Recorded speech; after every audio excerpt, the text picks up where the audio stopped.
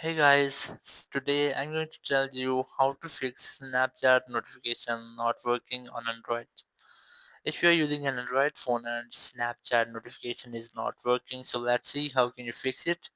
You just have to open your phone settings, or you can directly open settings and your Snapchat app. Just keep a long press on your Snapchat app, then go for info icon, and here you will get the notification setting. Just tap on it and you have to make sure that this setting has been enabled. That you can see I have already enabled it, but if you want to enable it, just toggle it on and it will be enabled.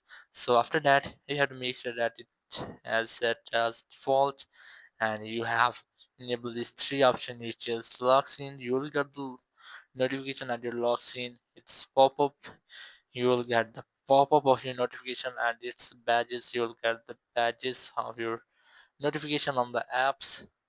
So after that, you have to make sure that you have enabled these all settings. In this way, you can easily access your Snapchat notifications on your Android phone.